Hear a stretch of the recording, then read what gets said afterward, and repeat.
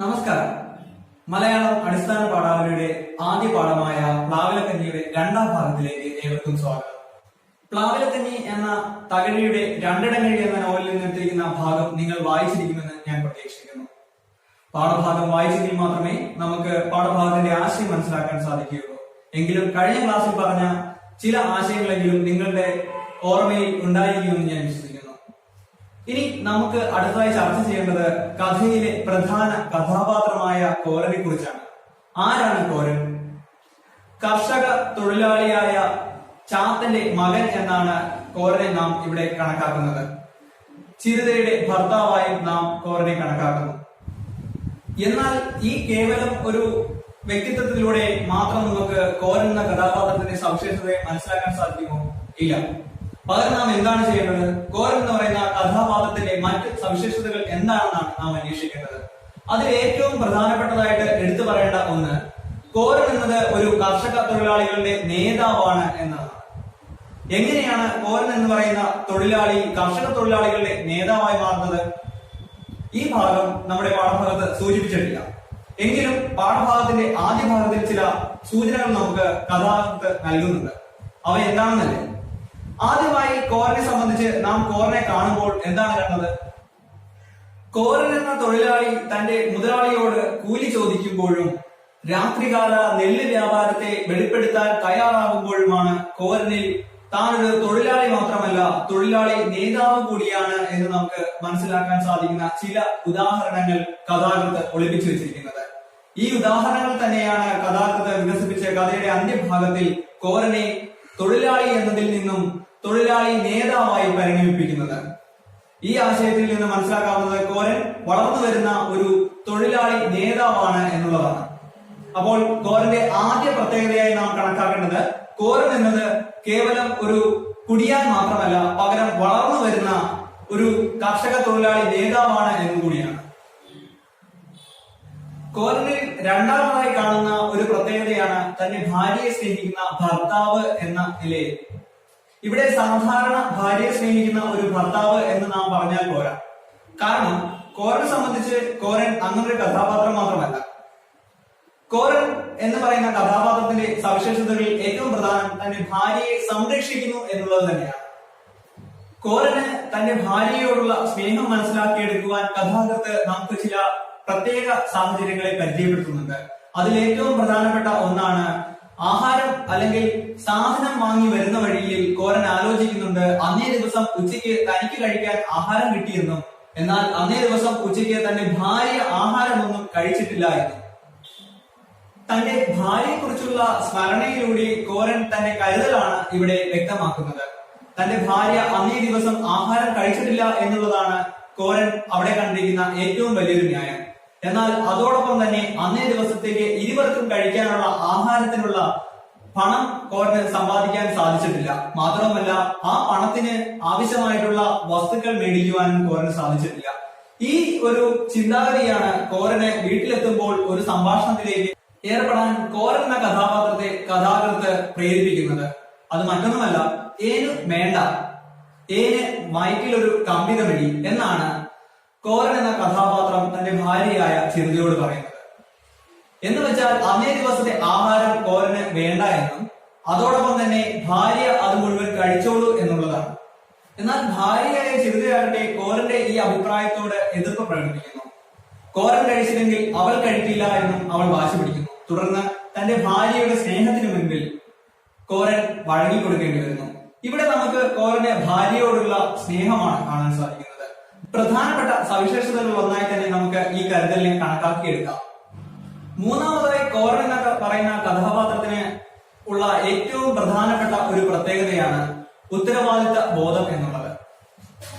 ഒരു മകന് തന്റെ പിതാവിനോട് അല്ലെങ്കിൽ ഒരു മകന് തന്റെ മാതാവിനോട് തോന്നുന്ന അല്ലെങ്കിൽ ഉണ്ടാവേണ്ട ഉത്തരവാദിത്വത്തെയാണ് ഇവിടെ സൂചിപ്പിക്കുന്നത്.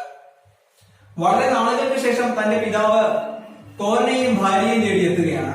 ഈ അവസരത്തിൽ തന്റെ പിതാവിനെ കൈവിടാതെ അദ്ദേഹത്തിന് ഒരു നേരമെങ്കിലും വയറ് നിറച്ച് ആഹാരം നൽകണം എന്ന സ്നേഹത്തെയും ഉത്തരവാദിത്ത ബോധത്തെയും കഥാകൃത്ത് ഇവിടെ വ്യക്തമായി സൂചിപ്പിക്കുന്നു. ഇതുപോലെ തന്നെ കോരൻ എന്ന് പറയുന്ന കഥാപാത്രത്തെ സംബന്ധിച്ച് നാം കേവലവൽക്കരിക്കുന്ന ഒരു കഥാപാത്രം മാത്രമല്ല അദ്ദേഹം. ഇന്നത്തെ സമൂഹത്തിന് ഒരു മാതൃകയായി കണക്കാക്കേണ്ടാവുന്ന ഒരു കഥാപാത്രം കൂടിയാണ് കോരൻ.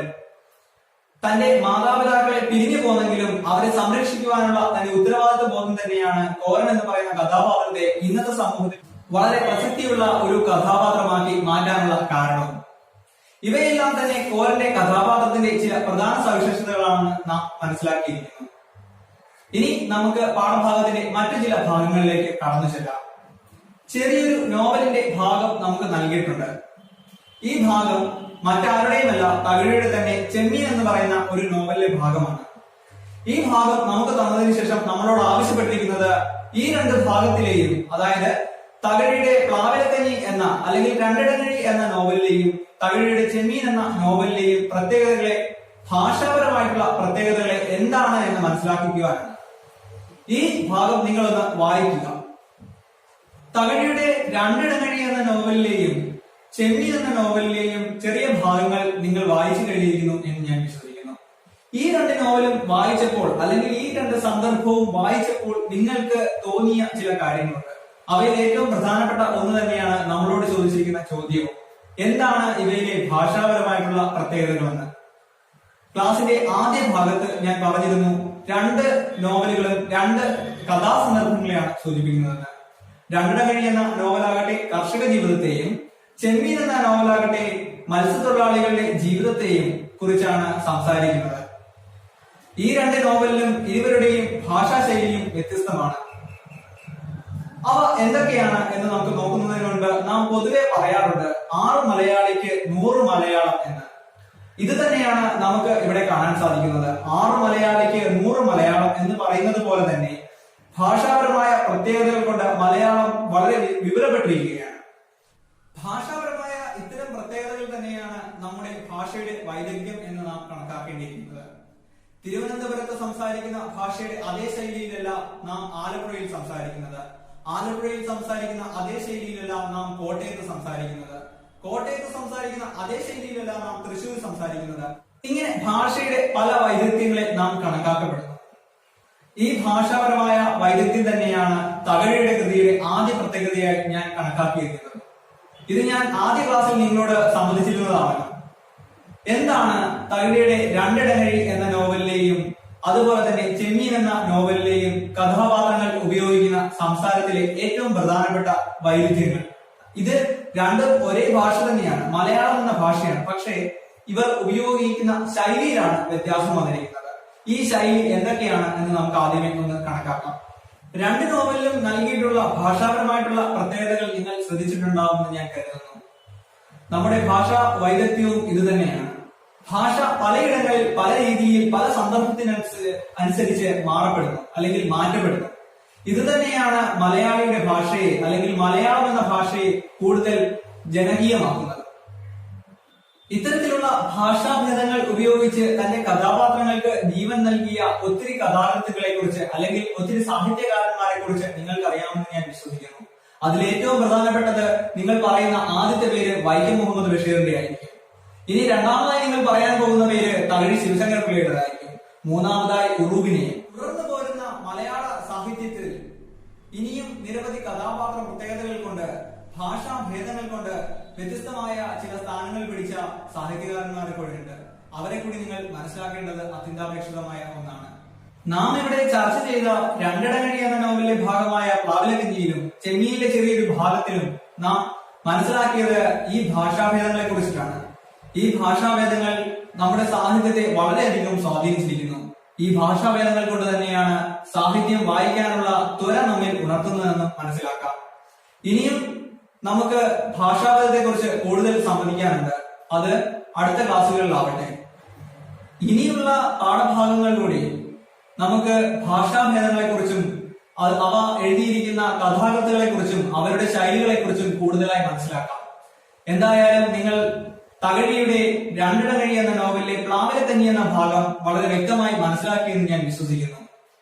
ഇതിനോടനുബന്ധിച്ച് ഞാൻ നിങ്ങൾക്ക് തന്നിട്ടുള്ള നോട്ടിൽ ചിരുതയുടെ കഥാപാത്ര നിരൂപണം നൽകിയിട്ടുണ്ട്. ഇതുപോലെ തന്നെ കോരന്റെയും കഥാപാത്ര നിരൂപണം നിങ്ങൾ തയ്യാറാക്കാൻ മറക്കില്ലെന്ന് ഞാൻ വിശ്വസിക്കുന്നു. നമുക്ക് ഇനി മറ്റൊരു പാഠഭാഗവുമായി അടുത്ത ക്ലാസ്സിൽ പരിചയപ്പെടാം. നന്ദി.